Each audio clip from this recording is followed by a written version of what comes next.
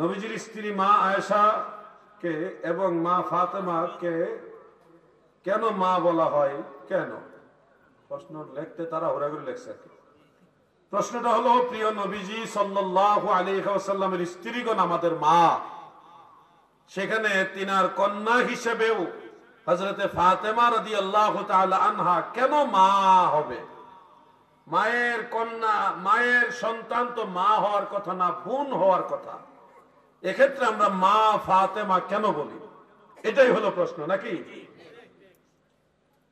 নবী করিম সাল্লাল্লাহু আলাইহি ওয়াসাল্লামের স্ত্রীগণ আমাদের মা, এটা নাসুল কোরআন দ্বারা সাবিত, কোরআনের আয়াত দ্বারা সাবিত। ওয়া আজওয়াজুহু উম্মাহাতুহুম, নবীজির স্ত্রীগণ আমাদের মা, এটা কোরআন দ্বারা প্রমাণিত। এখন নবীজির স্ত্রী মা হলে নবীর মেয়েরা কেন মা হবে? বোন না হয়ে মা হয় কেন? শুনুন, এক্ষেত্রে মা ফাতেমা নসল বা আত্মীয়তার যে সিস্টেম, ওই সিস্টেমে মা বলা হয় না। এখানে মা ফাতেমা বলা হয় তাকরীমের কারণে, সম্মানের কারণে। ইসলামী শরিয়ার দৃষ্টিতে প্রিয় নবীজির আদর্শের মধ্যে রয়েছে মায়ের মতো সম্মানিতা মহিলাদেরকে চাইলে আপনি মা বলতে পারবেন। নসল বংশীয় দৃষ্টিতে, যে গোষ্ঠীর দৃষ্টিতে, বংশানুক্রমে আপনার ভাই বোন ছেলে নাতি নাতনি, এই হিসাব এটা হলো আলাদা, এটা অবশ্যই সবার ক্ষেত্রে প্রযোজ্য। কিন্তু এর বাইরে যারা নসলের দৃষ্টিতে না, বংশীয় দৃষ্টিতে না, এমনিতে সম্মানের দৃষ্টিতে ডাকতে চান, তাদের জন্য মাসআলা আছে। আপনি চাইলে মায়ের মতো সম্মানিতা মহিলাদের মা ডাকতে পারবেন। দলিল কি? দলিল দুইটা হাদিস, সহিহ হাদিস।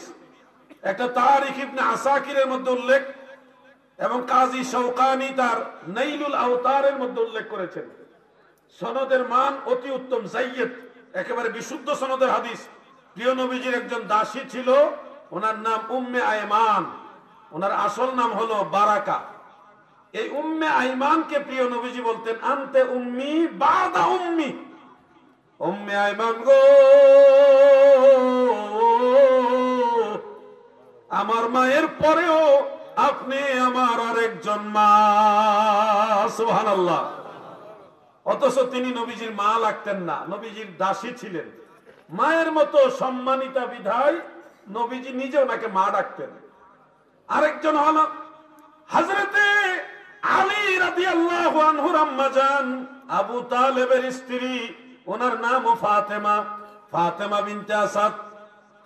তিনি নবীজির মায়ের মতো সম্মানিতা চাচি ছিলেন, মা ছিলেন না, চাচি ছিলেন। এই জন্য তিনাকেও নবীজি মা বলে ডাকতেন। তিনি মারা যাওয়ার পরে দয়াল নবীজি নিজে জানাজা পড়াইছে এবং দোয়া করেছে। দোয়ার সময় বলেছে আল্লাহুম্মা গফিরলি উম্মি, উম্মি বলেছেন, আমার মা। তার মানে বোঝা যাচ্ছে দয়াল নবীজি নিজেই মায়ের মতো সম্মানিতা নারী যারা, তাদেরকে মা ডেকেছেন। এই ক্ষেত্রে আপনিও চাইলে আপনার মায়ের বয়সী কোনো সম্মানিতা মহিলাদের মা ডাকতে পারবেন, এটা নবীজির কাছ থেকে প্রমাণিত। আপনি যদি সব জায়গায় বংশীয় তালিকা হিসাব করেন, হ্যাঁ, নসলের দৃষ্টিতে আমরা মায়ের কন্যা, মায়ের মেয়েকে আমরা কেন বোন না ডেকে ডাকবো, এই হিসাব সব জায়গায় আপনি নিজেও প্রযোজ্য রাখতে পারবেন না। যেমন আপনারা বলেন আমাদের জাতির পিতাকে আদম আলাইহিস সালাম বলে জাতির পিতা, মিল্লাতা আবিকুম ইব্রাহিম হুয়া সাম্মাকুমুল মুসলিমিন। মুসলিম মিল্লাতের পিতা হলো হযরত ইব্রাহিম আলাইহিস সালাম।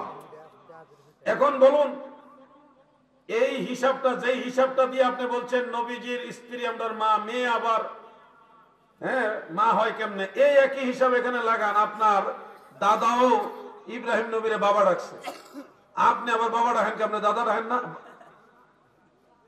হ্যাঁ, অথবা আপনার বাবা যদি ইব্রাহিম নবীকে বাবা বলে, আপনার কি হবে? দাদা হওয়ার কথা না? কি কথা কন না কেন আপনারা? তা আপনি কেন, আপনিও বলতেছেন বাবা ইব্রাহিম, আপনার বাবা বললো বাবা ইব্রাহিম, আপনার দাদাও বললো বাবা ইব্রাহিম, 14 গোষ্ঠীর বাবা উনি, সব মুসলমানের বাবা। আদম নবীর ক্ষেত্রে অনুরূপ। অতএব এই ক্ষেত্রে আপনার দুনিয়ার যে নসলের হিসাব, বংশীয় হিসাবে এটা চলবে। আমরা মা ফাতেমা এটা নসল বা বংশীয় হিসাবে বলি না, এটা সম্মানের নজরে বলি। কেউ যদি মা ফাতেমা না বলে এটা একান্তই তার ব্যক্তিগত ব্যাপার, কিন্তু বললে সেটা সম্মানের কারণে সে বলতে পারে। আপনারা তো সরাসরি নবীজির আওলাদ লাগেন না, হ্যাঁ, যে আমরা মা ফাতেমা কমুকেনে আমার বোন লাগে ডাইরেক্ট, এরকম তো না। আপনি তো অনেক দূরে, আপনি চাইলে মা ডাকতেও পারেন, নাও ডাকতে পারেন। সম্মানার্থে ডাকলে ইসলামী শরিয়া এটা নিষেধ করে না। আল্লাহ তাআলা আমাদের সবাইকে বোঝার তৌফিক দেন, বলে না আমিন। মহব্বতে বলে না আমিন।